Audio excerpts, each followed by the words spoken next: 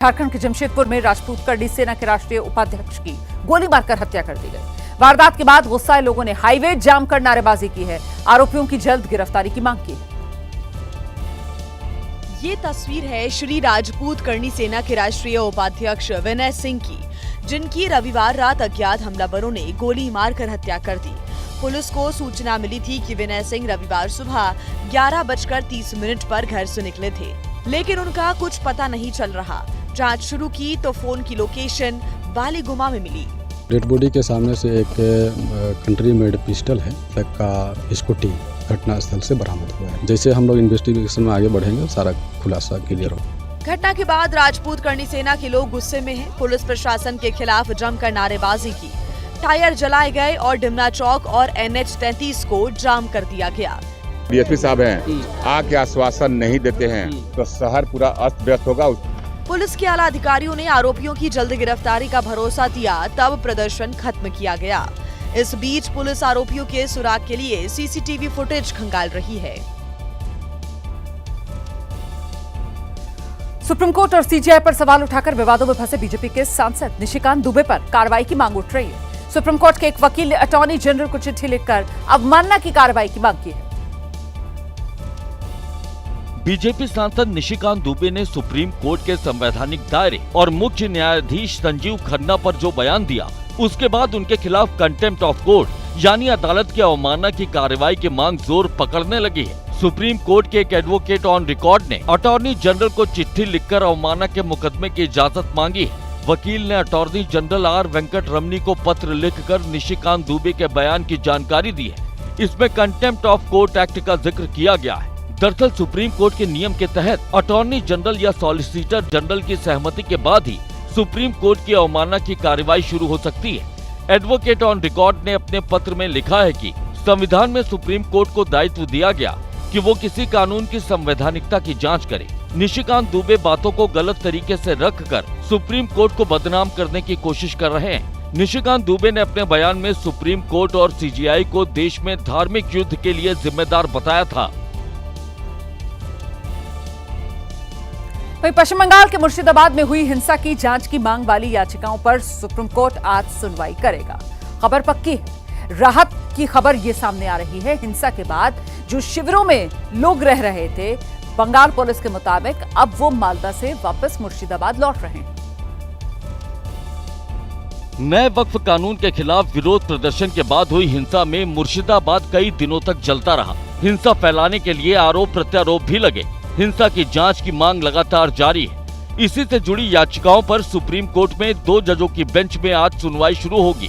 Bench में 2 मामले सुनवाई के लिए लगे हैं। इन याचिकाओं में कोर्ट की निगरानी में निष्पक्ष जांच, हिंसा पर नियंत्रण और प्रभावित लोगों की सुरक्षा की मांग की गई। उधर मुर्शिदाबाद से राहत भरी खबर आने लगी। हिंसा से सबसे ज्यादा प्रभावित इलाकों में शामिल धुलियान में लोग अपने घर वापस लौटने लगे हैं। हिंसा के बाद से धुलियान के कई परिवार पलायन कर मालदा जिले के एक स्कूल में बनाए गए राहत शिविर में रह रहे थे। Other than 50, all have returned as per latest data. वहीं हिंसा को लेकर सियासी वार पलटवार अभी भी जारी है। भारतीय जनता पार्टी किसी भी घटना से राजनीतिक लाभ लेना चाहती है। जो कुछ हुआ होगा उसमें कहीं न कहीं भारतीय जनता पार्टी का भी हाथ रहा होगा। अखिलेश यादव का भाषण राजनीति से प्रेरित है। खबर पक्की है। महाराष्ट्र में हिंदी भाषा को लेकर विवाद थमने का नाम नहीं ले रहा। 5वीं क्लास तक हिंदी अनिवार्य करने के खिलाफ राज्य भाषा सलाहकार समिति के अध्यक्ष ने भी राज्य सरकार के फैसले का विरोध कर दिया है। महाराष्ट्र में हिंदी भाषा को 1ली से लेकर 5वीं क्लास तक अनिवार्य बनाने के राज्य सरकार के फैसले का चौतरफा विरोध हो रहा है। इस सियासी घमासान में अब राज्य भाषा सलाहकार समिति भी कूद पड़ी है। हमारे सदस्यों से चर्चा करके ये जो डिसीजन लिया है हिंदी का सख्ती से सिखाने का, उसका हम घोर विरोध करते हैं। इसके कई वजह है। एक तो नेशनल एजुकेशन पॉलिसी 2020 में 3 भाषा का प्रावधान नहीं था।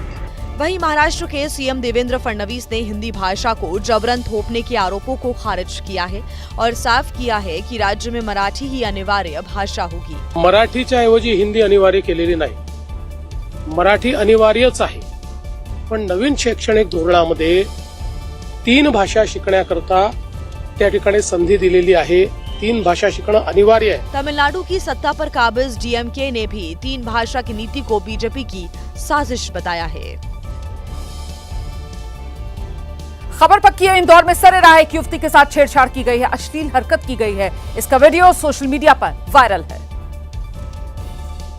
ये गंदी हरकत देश के सबसे स्वच्छ शहर इंदौर में हुई। तस्वीरें एमआईजी इलाके की हैं। एक लड़की फोन पर बात करते नजर आ रही है, इस बात से अनजान कि एक स्कूटी सवार उसकी ओर बढ़ रहा है। स्कूटी सवार लड़की के पास पहुंचता है, उसे गलत तरीके से छूता है और आगे निकल जाता है। सीसीटीवी फुटेज में देखा जा सकता है कि जब ये सब हुआ तब फोन पर बात कर रही लड़की का चेहरा दूसरी तरफ था, इसीलिए न तो वो स्कूटी सवार युवक को देख सकी और न ही उसके मंसूबे भांप पाई।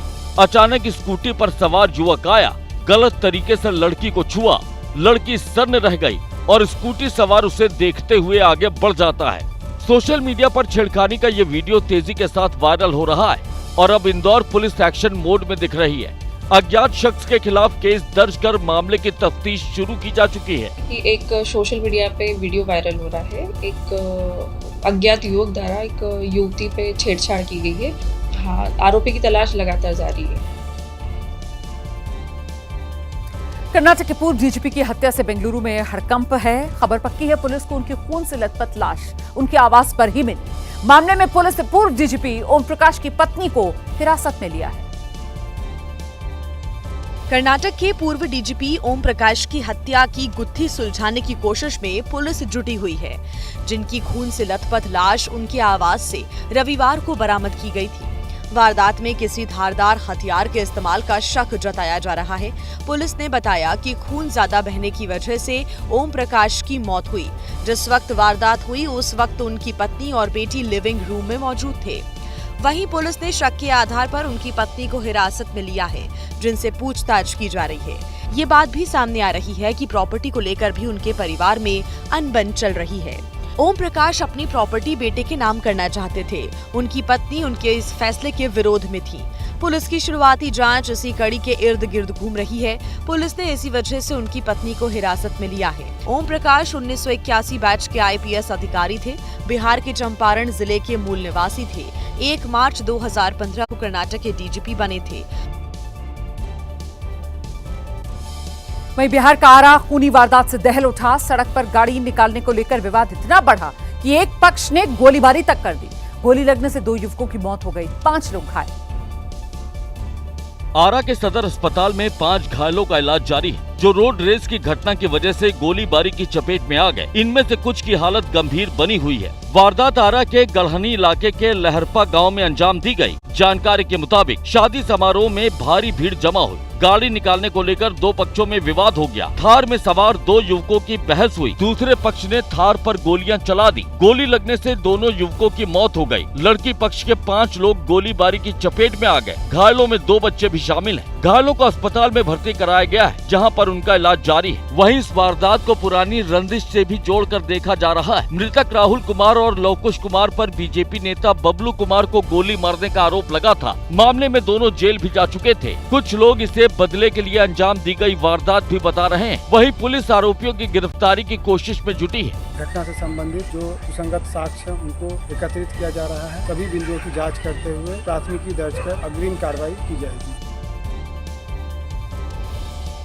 उधर बिहार के सीतामढ़ी और रोहतास में कत्ल की वारदात से हड़कंप। सीतामढ़ी में पंचायत समिति सदस्य के पति की गोली मारकर हत्या कर दी गई। रोहतास में बदमाशों ने ज्वेलरी कारोबारी को मौत के घाट उतार दिया। मातम की ये तस्वीर सीतामढ़ी से सामने आई है, जहां पंचायत समिति सदस्य के पति को गोली मारकर मौत के घाट उतार दिया गया। वारदात सोनबरसा के रोहुआ इलाके में हुई। मृतक राजू कुशवाहा का आपराधिक इतिहास भी रहा है।